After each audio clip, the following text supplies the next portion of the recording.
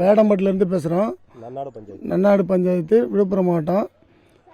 சஞ்சய் என்ற ஒரு கம்பெனியை கழிவு இந்த மாத்திரை மருந்து எல்லாத்தையும் வேஸ்டேஜ் பொருளெல்லாம் இங்கே வந்து கொளுத்தி எரிக்கிறாங்க போட்டு. அதனால் வந்து ஒரே நாத்தம். நம்ம ஊரில் ஒரு வாடை வந்து மக்கள்லாம் மயக்கம் அடிச்சு விடுறாங்க, வாந்தி பேதி இது மாதிரி நிறையா இருக்குது. இது வரைக்கும் எந்த ஒரு அரசியல்வாதியிலேருந்து யாருமே வந்து பார்க்கல. நாங்களும் எல்லா இடத்துலையும் கம்ப்ளைண்ட் கொடுத்தாச்சு, பெட்டிஷன் எல்லாருக்கும் கொடுத்துருக்கோம். இது வரைக்கும் எந்த ஒரு இதுவும் வந்து பார்க்கல. தேர்தலையும் புறக்கணித்தோம், இந்த மக்களவை தேர்தலையும் புறக்கணித்தோம். அதனால் யாரும் வந்து அதுக்கும் ஒரு தீர்வு கிடைக்கல. இப்போ நாங்கள் இப்போ வந்து இந்த ஒரு 4 நாளாக எரிக்காமல் இருந்தாங்க. இந்த எலெக்ஷனால நாங்கள் போராட்டம் பண்ணதால எரிக்காமல் இருந்தாங்க. இப்போ எரிக்க ஆரம்பிச்சுட்டாங்க, எல்லாருக்கும் மயக்கம்.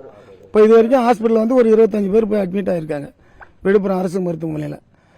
இன்னும் என்ன பண்ணுவோன்னு தெரியல. நாங்கள் எல்லாம் அப்படி தான் இருக்கிறோம். இன்னும் இதுக்கு சம்மந்தப்பட்ட அதிகாரி யாரும் வந்து எங்களை நேரில் வந்து பார்த்து எதுவும் சொல்லலை.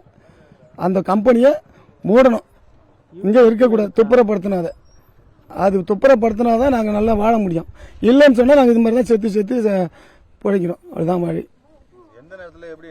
நைட்டில் தான் சார், நைட்டில் போட்டு கொளுத்துறாங்க. பகலில் எதுவும் பண்ணுறதில்ல. நைட்டில் 9 மணி டு வெடிக்கலாம் ஒரு 5-6 மணி வரைக்கும் ஒரே நாற்றம் தான். இந்த டைமில் தான் அவங்க எரிக்கிறாங்க. ஏன்னா அந்த டைமில் நாங்கள் எல்லாம் தூங்கிடுவோம். அந்த டைமில் தான் அவங்க கொளுத்துறாங்க. அப்போ வந்து படுத்துன்னு இருக்கும்போது மூச்சு திணறல எல்லாம் ஏற்பட்டு எல்லாம் இது மாதிரி தான் நடந்தது. இதனால ஆடு மாடுகள் கூட சாகுது சார். ஆடு மாடுகளும் நிறைய இறந்து போயிருக்கு. தண்ணியை வந்து அவங்க வந்து கொளுத்தி பூமியில் புதைக்கிறாங்க. அந்த தண்ணி என்ன ஆகும்?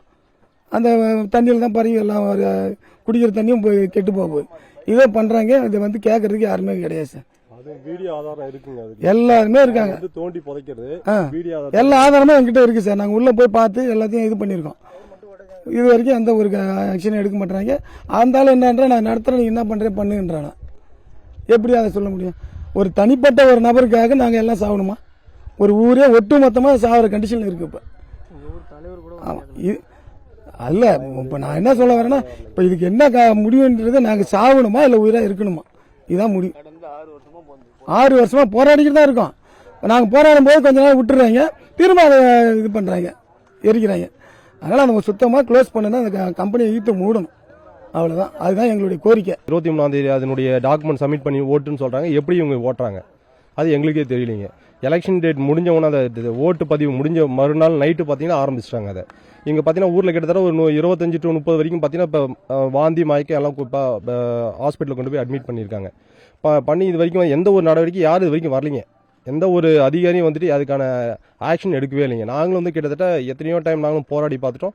இதுக்கான நடவடிக்கை எடுக்கும் மாதிரி நாங்களும் இந்த தாழ்மையுடன் கேட்டு அதிகாரிகிட்ட கேட்டுங்க. அவங்க நான் பண்ணுறாங்கன்னு சொல்லிட்டு போகிறாங்களே தவிர உத்தரவாதம் கொடுக்குறாங்க. இது வரைக்கும் எந்த ஒரு நடவடிக்கையும் எடுக்கலைங்க அவங்க. அடுத்த கட்டமாக போராட்டம் தாங்க. நாங்கள் போராட்டம் வேற ஒன்றும் இல்லைங்க. எங்களுடைய கோரிக்கை என்னன்னா, நாங்கள் மூடுற வரைக்கும் மூடுங்க. லாஸ்ட்ல பார்த்தீங்கன்னா அவங்க வாங்கியிருக்கிறது வந்து அவங்க வாங்கியிருக்கிற சர்டிஃபிகேட் வேறங்க, பொல்யூஷன் வாங்கிறதுக்கு வேறங்க. ஆனால் நைட் ஆனால் பார்த்தோன்னா மருத்துவ கழிவு போட்டு எரிக்கிறாங்க. இது நாங்கள் உள்ளேயும் ஒரு அலோடு கிடையாது. சுற்றி ஃபென்சிங் போட்டு அவங்க வச்சிருக்காங்க. நாங்கள் உள்ளே போக விட மாட்டேன்றாங்க. அப்படியே நாங்கள் முடிஞ்ச அளவுக்கு நாங்கள் ஆதாரமாக சேர்த்து வச்சிருக்கோங்க. எப்படின்னா பூமிக்குள்ளே தோண்டி எல்லாத்தையும் பூமிக்குள்ளே போட்டு புதைச்சி வைக்கிறாங்க. அதாங்க நடக்குதுங்க. அதை கேட்டால் நீ என்ன பண்ண முடியும் பண்ணிக்கோ அப்படின்ற மாதிரி நீங்கள் எந்த அரசியல்வாதிகிட்ட எங்கே வேணாலும் போய் சொல்லிக்கோ, இந்த கதை தான் அவர் சொல்லிட்டு இருக்காருங்க. கிட்டத்தட்ட பார்த்தீங்கன்னா ஒரு 2 ஏக்கர் பரப்பளவு இருக்குங்க. 2 ஏக்கரா இருக்குங்க. 2 ஏக்கரால் ஃபென்சிங் போட்டு வச்சிருக்காருங்க. கம்பெனி ஓனரை பார்க்க முடியலைங்க. நாங்களும் வந்து இவ்வளோ போராட்டம் நடக்குதுங்க. லாஸ்ட்டில் வந்து அவங்க வந்துட்டு எப்படின்னா மீடியா பார்க்குற மாதிரி எல்லாம் வந்து ஆளுங்களை போட்டு பார்க்குறாங்க, யார் என்ன பண்ணுறாங்க. இப்போ நாங்கள் உங்ககிட்ட பேட்டி கொடுக்குறதுக்கு கூட பார்த்தீங்கன்னா கூட இது கூட நியூஸ் போகுங்க. பேட்டி கொடுக்குறாங்க, போகிறாங்க, எல்லா நியூஸும் பண்ணிட்டு இருக்காங்க அவங்க. நாங்களும் அந்த 5 வருஷம் குறைஞ்சபட்சம் 5 + 6 வருஷமாக நாங்கள் போராடிட்டு இருக்கோம். எங்களால் வந்து இதை எடுக்க முடியல. நெக்ஸ்ட் வந்து பார்த்தீங்கன்னா நாங்கள் இது லாஸ்ட்டாக வந்து தேர்தல் புறக்கணிப்பு மூலிமா நம்ம வெளியில் கொண்டு போகணும், மக்களுக்கு கொண்டு போகணும்னு சொல்லிட்டு தேர்தலை புறக்கணித்தோம் சார். தேர்தலை புறக்கணிக்கிறப்ப எங்களை எந்த ஒரு அதிகாரியும் வந்து பார்க்கல, எதுவுமே பண்ணலை. கடைசியாக 4:30 மணி அளவில் வந்து நாங்கள் வந்து மாசு கட்டுப்பாட்டு வாரத்தில் வந்து ஒரு நோட்டீஸ் ஓட்டுறாங்க சார். 23ஆம் தேதி வரைக்கும் இங்கே ப்ரொடக்ஷன் நடக்கக்கூடாது அப்படின்னு சொல்லி நோட்டீஸ் ஓட்டுறாங்க.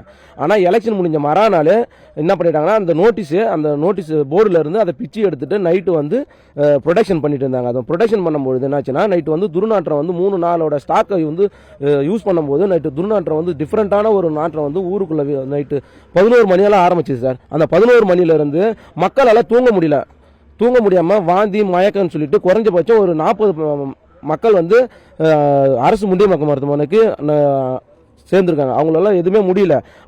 எங்களோட அடுத்த கட்ட போராட்டம் என்னன்னு சொன்னீங்கன்னா, கலெக்டர் கிட்ட எங்களோட ஆதார் கார்டு, ரேஷன் கார்டு எடுத்துன்னு போய் நாங்கள் இந்தியனுடைய குடியுரிமை எல்லாத்தையுமே ஒப்படைக்க போகிறோம். இதில் இன்னைக்கு உள்ளே எங்களுக்கு அதை சீல் வைக்கலன்னு சொன்னால் நாங்கள் அடுத்த கட்டம் அதான் நடவடிக்கை தான் எடுப்போம் சார். இங்கே இரவு நேரத்தில் வந்து பகல் நேரத்தில் ஃபுல்லாக விட்டுறது, நைட் நேரத்தில் வந்து பார்த்தீங்கன்னா இரவு நேரத்தில் ஃபுல்லாகவே கரெக்டாக ஒரு 9 மணிக்கு ஸ்டார்ட் பண்ணி காலையில் ஒரு 4:30 மணி 5 மணி வரைக்கும் பார்த்தோன்னா பயங்கரமான துர்நாற்றம். புகை மூட்டத்தினால நிறைய பேருக்கு மூச்சு திணறல் பெருசு.